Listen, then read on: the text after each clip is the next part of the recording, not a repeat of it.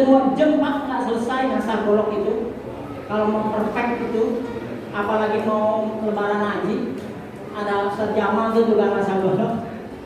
Dia pasti nggak bisa golok itu kita asah sek, apalagi dari baru nggak bisa. Kalau ngasah timbang begitu doang mah, buat bini-bini kita di rumah ngiri sayuran boleh gitu. Tapi mau ngasah yang perlu, yang intens, yang fokus itu bagian dari mengerjakan syariat, bagian dari fahsiru. Jadi enggak ngasah tajam juga, udah ada standar ketajaman yang kita pahami. Nanti kita suruh orang untuk ukur. Nah, kita tanya sama yang paham tentang ketajaman. Kemudian falyuri jadi kata hadis yang sama. Biarin dia kelojotan, biarin dia kegoseran setelah kita sembelih. Karena apa? Karena bergeraknya itu salah satu mekanisme Allah yang diberikan kepada si hewan agar terpompa darah maksimal keluar, sehingga darah enggak tersimpan banyak di dalam daging. Darah yang banyak tersimpan di dalam daging menyebabkan daging cepat rusak dan tidak baik dikonsumsi dalam jumlah yang besar. Kalau nyembelihnya benar, nyembelihnya baik, itu daging kambing kesukaan Rasulullah, bukan daging sapi ya. Ada orang udah lagi daging kambing udah agak mau makan, takut kolesterol, takut darah tinggi. Rasulullah sering banget makan daging kambing. Saya punya langganan orang Turki di rumah, itu dia ngumpul dikit motong kambing, berlima berenam ngobrol motong kambing. Iya, dia mah niatkan buat Rasulullah. Bapak Abi mohon diniatkan untuk Rasulullah. Jadi Rasulullah mah diakekahin mulu orang Turki mah. Kalau dia motong sendiri, motong dewek itu kambingnya orang Turki, biasa dia makan mazhab Hanafi orang Turki mah, itu pasti wudu dulu. Kalau Syafi'iyah mah enggak wajib wudu itu, tetapi pasti jauh lebih baik. Orang Jenderal Sudirman aja jimatnya wudu, masa kita mau melaksanakan syariat enggak wudu dulu? Tapi kan enggak sunnah. Kata siapa enggak sunnah? Orang wudu disuruh batal, suruh wudu lagi kata Rasulullah. Mengkhususkan sebelum nyembelih berwudu enggak sunnah. Mengkhususkannya enggak sunnah, tetapi berwudunya sunnah. Ini kan kadang ada yang kerok tuh orang. Ini saya mau kata bid'ah, mau motong bid'ah dulu. Ya, sama ya. Biasanya saya ngangguk aja sih kalau ada yang gitu. Ya. Berabe, agak jadi motong kan, jadi yang berkait. Jadi, nah itu falyuri biar tahu. Itu kalau saya mah motong sapi, motong kebo, motong kambing sering kali enggak diikat kakinya. Karena apa? Mudah-mudahan itu niatnya ngamalin hadis tuh falyuri biar tahu. Jadi supaya itu sapi gampangan kelojotannya. Jadi darahnya lebih terpompa lebih cepat. Kadang-kadang ada yang berdiri lagi. Kalau orang Betawi, kebo atau sapi habis dipotong berdiri lagi, aib luar biasa. Iya, ngapa tahu itu ya ngapa? Ya kenapa-ngapa? Mungkin jadi dari 100 ekor kambing yang saya potong, itu ada yang keseimbangannya masih bagus, bangsa 5-10 ekor mah dia masih bisa berdiri lagi setelah dipotong. Nggak aib, nggak apa-apa, normal saja, biasa gitu. Jadi nggak ruku, nggak syarat, nggak juga ada hadis Rasulullah bilang idza qama dzabiyatakum fa huwa aibukum.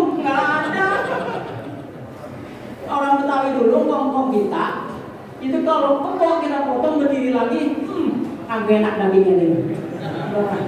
Gua gak mau makan dah dagingnya. Ada begitu empang saya gitu dah. Tapi belakangan ngerti juga dia. Kalau kita sembelih, kemudian dia berdiri lagi, bukan aib. Terus apa yang dong? Rubuhin gak? Kalau rasanya gampang rubuhin, karena darah ntar gak ecer-eceran ke sini. Tapi kalau rasanya susah nyampe-nyampein doang, ya ntar mati-mati juga yang ngapain? Buang-buang energi biarin aja juga mati. Iya gak? Cuman jelasin ini kepada engkong-engkong kita yang ngeliatin saat korban susah. Jadi amannya ikat kakinya supaya dia potensi berdiri laginya nggak ada. Jadi itu engkong-engkong nggak bakal berotot entar dia nggak ngomel. Itu kan bijaknya tentunya begitu kita. Jangan itu engkong-engkong kita ngotot. Aduh itu biar tahu kong. Biarin dia kerojotan, berdiri juga bagian dari kerojotan kong. Ya ada sudah kita ngotong-ngotongai dulu mampu kita. Sampai sore masih berantem. Jelasin kalori saya biar tahu doang. Apa katanya bil hikmah? Ya, ini hikmahnya nggak nyampe-nyampe, belum diakadin sih hikmah kali. Kemudian jemaah sekalian rahimahullah kita. Ini ada prakteknya ya. Jadi saya pernah nyembelih sapi dalam keadaan berdiri, kebo juga dalam keadaan berdiri pernah saya potong. Domba, kambing pernah saya potong dalam keadaan berdiri. Kambingnya berdiri, saya yang berdiri. Iya. Perlu kaya. Dia kira saya lagi ngajakin bercanda. Kaget dia man. Dia nggak nyangka itu kira-kira kan. Iya, misalkan diperlukan mesra kata dia. Kira-kira menurut logika kita, antara dia saya tangkap paginya saya ikat saya bengkek lehernya potong. Enakan yang mana kata dia kira-kira? Dia enakan yang tadi lagi santai-santai, tahu mati dia. Logika.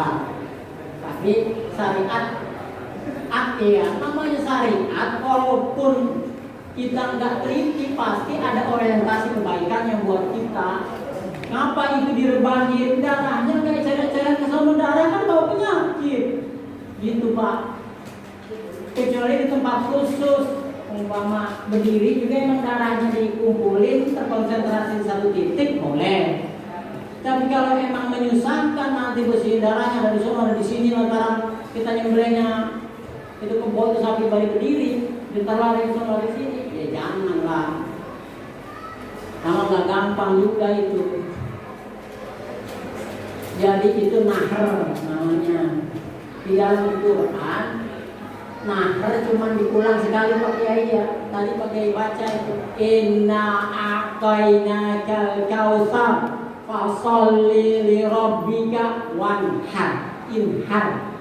Ini kata Ibnu Abbas yang dinahar itu ontak dan binatang gede lain. Jadi sapi boleh dinahar sekali-sekali. La baksa antan harus zabit au antas bahurna.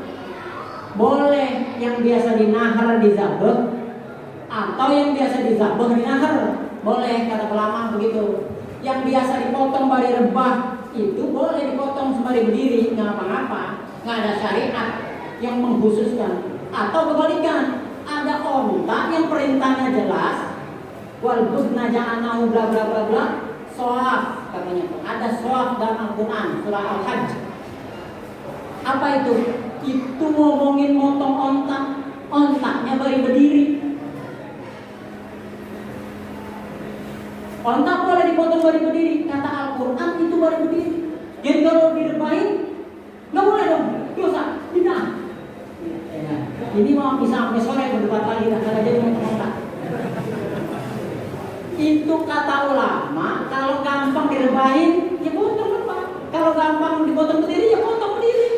Antum a'lamu bi umuri dunyakum. Jadi kalau kata Bib Alwi Cijeruk bilang, Juleha itu ulamanya kalau urusan motong mah. Ya karena emang sabanari urusannya sama leher. Jadi ngertian antum dibandingin ana urusan itu katanya. Antum ajarin orang biar ngerti urusan itu. Kita potong si ontak bari berdiri boleh mengerjakan syariat. Kita potong itu ontak setelah diikat direbahin di tempat nahar atau di tempat zabah boleh, syariat nggak melarang. Jangan lebay. Ya. Ini baru baca kitab yang ada jutaan itu baru dia baca Fathul Qorib doang. Udah semua orang belum ulama katanya karena dia udah khatam Fathul Qorib. Atau dia baru bikin hadis tentang penyembelihan itu, dia buka penyembelihan begini, dia anggap yang lain salah. Jadi ontak boleh dipotong berdiri, boleh dipotong lemah. Sapi juga begitu boleh. Saya pernah ikut kursus sembelih halal sama MUI yang New Zealand yang diakomodasi. Kalau kita kan di sini mazhab sunni semua, sunnah, 4 mazhab itu. 4 mazhab itu aja suka pada main sindir-sindiran dulu di medsos tuh. Padahal Maliki, Hanafi, Syafi'i, Hambali, slow aja. Ini yang ngaku-ngaku ikut ini, itu merecokin kali kita, bukan ngikutin dia. Nah itu dipotong si sapi, kalau kata orang New Zealand habis dipotong lehernya, dirojok ke jantungnya, ada alat khususnya. Kata dia itu Ustaz, yang begitu yang ihsan. Potong lehernya, ada alat khusus itu merojok sampai ke jantung, des. Jadi itu yang dipotong saluran arteri dan vena di pangkal jantung. Jadi ada 2 kali gerakan atau ada 2 kali proses penyembelihan. Salah, nggak berani saya nyalain. Jadi dia bisa jadi ini supaya kita ada wacana, ada pemahaman. Dia satu rangkaian penyembelihan, leher ke arteri dan vena di pangkal jantungnya. Kudu begitu. Kalau nggak begitu, juru sembelihnya dicabut sertifikasinya, nggak sesuai SOP. Ini sapi yang kita makan ini di pasar, di Hero, di Ramaya, di apa namanya itu Perindo kita beli. Itu kalau yang dari New Zealand pasti dipotong cara begitu. Kalau itu beli dari Australia pasti dipotong cara begitu karena dikirim sapinya ke sini kita beli nih dari Australia. Itu potongnya kudu pakai cara dia. Yang saya heran kan gue yang beli. Ini nggak caranya kudu pakai cara lu. Kata orang Depok mah. Sapi dibeli orang Depok dari Australia, harganya sekian per kilo pakai sampai RPH Depok. Di RPH Depok kata orang Australia nyembelihnya kudu begini-begini, kudu di stunning dulu, udah pingsan dia berubah baru dipotong. Kira-kira kita orang yang beli dia masih jadi raja kalau dengan itu? Nggak jadi raja. Ada yang aneh nggak di situ? Ada yang aneh. Orang dia jual sapi, kita deal harga terserah gua dong. Menurut pemahaman gua, yang syariat itu motongnya begini. Ya mau dia terima kalau nggak mau, ya sapi itu jual sama yang lain, jangan jual sama gua. Gitu kan kira-kira? Ini ngapa maksa terus beli dari sono kira-kira? Ada apa itu? Nah, kan? Pasti ada itunya tuh. Kenapa nggak dari Turki? Kalau orang Turki itu sejauh ini sembelihannya paling top di YouTube kita lihat itu. Yes, sekali jadi. Kenapa nggak kita impor yang dulu putusin? Kalau mangkong zaman dulu dipotong 2 kali itu haram. Kalau orang Turki motong nih Pak, dia tangan dia, putus mau belum? Kalau kata dia belum, potong lagi, angkat lagi. Golok saya rusak itu ngekek kurang leher. Kedua silakan, tapi dia begitu, dia memastikan udah putus apa belum tuh dia mati. Potong, diangkat goloknya dia 2-3 detik. Kalau kata dia belum, potong lagi. Kemudian jangan, kalau orang dulu habis potong lehernya buru-buru dengkulnya disambar tuh, terus diputusin urat-urat dengkul. Nggak boleh. Ini nggak kaliurid zabihatahu yang begitu. Roha yuri itu kan rohanya roh gitu.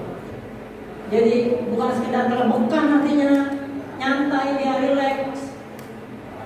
Dia masih satu makna dengan terawih. Jadi kalau ada terawihnya ngotot pengen buru-buru selesai, bukan terawih itu namanya musabaqah salatul tarawih.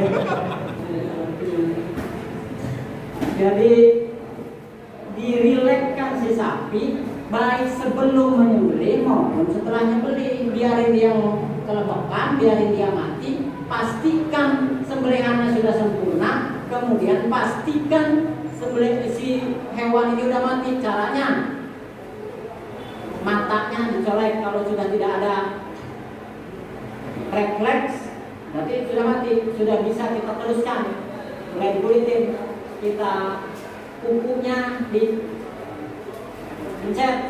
Kalau dia udah nggak narik berarti sudah mati.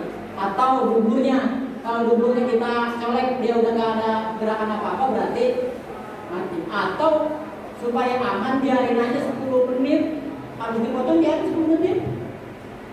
Paling lama durasinya 30 menit dari disembelih. Sembelih kita tinggalin, disembelih itu paling lama durasinya 30 menit, benar-benar mati.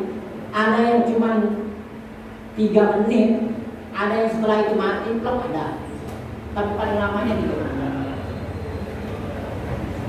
Jamaah sekalian, rahimakumullah. Kemudian urusan teknis yang lain, pasca sembelih, ya paling yang mesti kita perhatikan kebersihan supaya gak nyampur jerawan sama daging.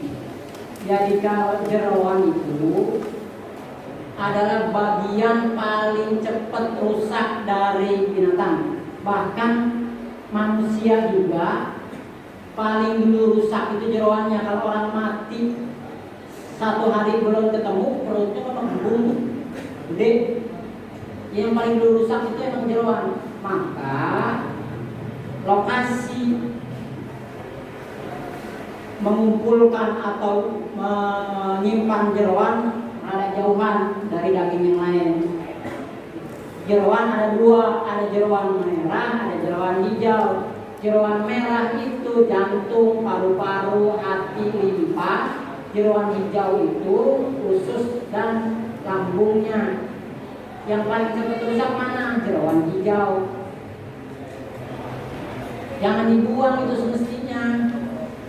Kalau ada yang memanfaatkan makasih, ada mau yang manfaatin tapi mau bersih, iya sama juga. Jangan sendiri yang obat. Bersih mah apa itu jadi soto, enak, pinter banget kamu itu. Mau nggak jerawan yang mau? Mau bersih mau. Iya sama juga. Itu curangnya gitu Pak. Terus jamaah sekalian, alhamdulillah, enggak semua sapi tidak bisa digeneralisir dengan cara yang sama. Di-squeeze, katakan roll squeeze yang dilibatin ke badannya, enggak semua sapi bisa digituin.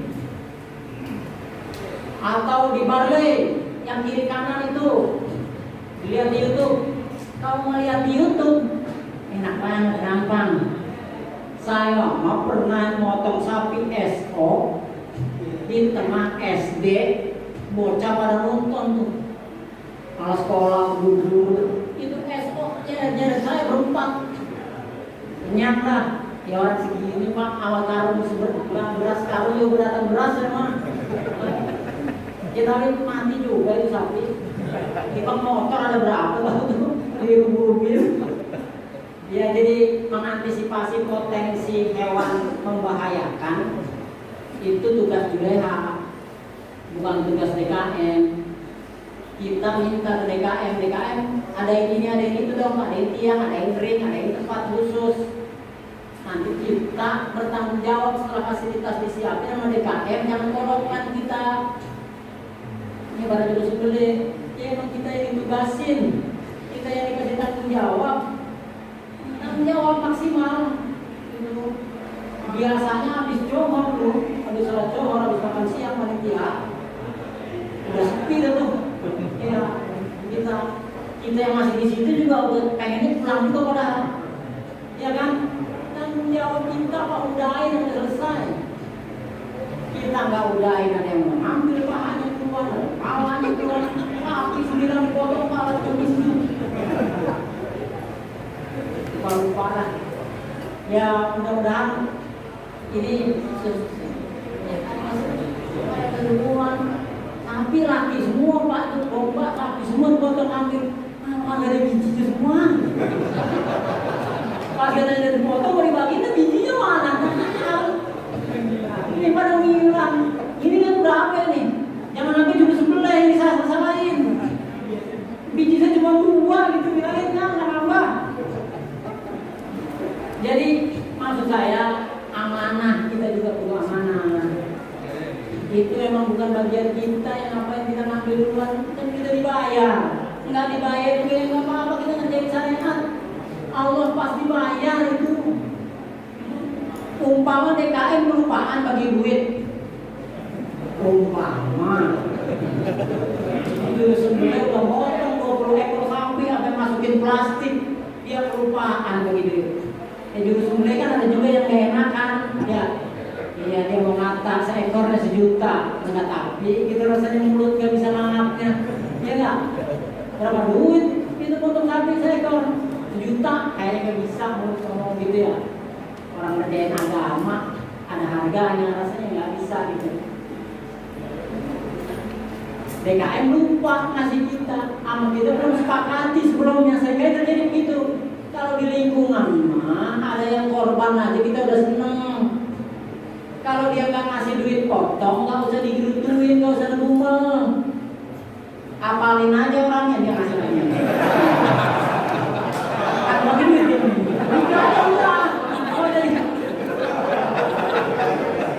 Enggak usah ngumel. Apalin doang, apalin. Jadi jangan sampai walaupun enggak dibagi duit atau enggak ada sepakatan sebelumnya, kita jadi hilang amanah kita. Itu daging kita ambil duluan, itu torpedo kita umpet-umpetin duluan, kulit diuntel-untel, dalamnya ada daging 2 kilo. Ya, dulu sembelih yang gitu jangan ada. Sekarang saudari mau maluin. Ya, kita mau nggak ada di ADART pasal ngumpetin daging 2 kilo, saya nggak ada itu membeli di ADART dulu sembelih, nggak ada pasalnya. Kita mau pecat kan tidak melanggar apa-apa, melanggar etika. Kalau ada orang gedek banget sama kita, ngomong-ngomongin kita makin terhina nggak? Nah, ada orang kesel banget sama Juleha di Rusun Halal, diomong-omongin itu Juleha, organisasinya kah, orangnya kah, Juleha begini gitu. Juleha menjadi terhina? Enggak, yang ngomong-ngomongin yang terhina. Coba dah pikirin. Kita punya aib kan kita ngumpet-ngumpetin, namanya juga aib. Ini kan ngumpet dia asalnya. Ada orang tahu aib kita, diomong-omongin. Yang hina kita yang punya aib apa yang ngomongin? Yang ngomongin. Kita masih gitu-gitu juga. Jokowi ente kata pelana plong ke sabana, presiden juga dia nggak berubah. Iya, gitu. Dia mau dibilangin jadi bilangin terus gitu. Salah arti.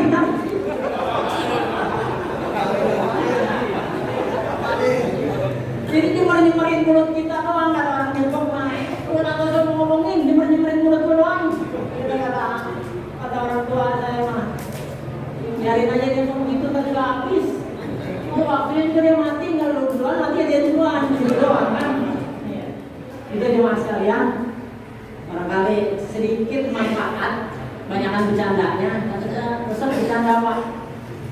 HP aja bercanda, apalagi orang. Tapi untuk bisa senyum, orang bisa senyum. Jadi ada manfaat, yang manfaatnya ambil. Kalau nggak ada manfaatnya ya abaikan, anggap saja ini kontes burung. Anggap aja burung lakban lagi manggung, nggak ada apa-apa yang tiba kesep doang yang dengerin yang punya. Saya mah yang nggak bisa burung lakban, emang mungkin saya dengerin. Kalau yang resep mah senang banget dia. Ya anggap aja saya begitu nih kalau nggak ada manfaatnya. Anggap aja lakban lagi sini. Mudah-mudahan yang saya sampaikan bermanfaat dan ada kebaikan-kebaikan buat kita di dunia, apalagi kebaikan juga di akhirat. Wassalamualaikum warahmatullahi wabarakatuh.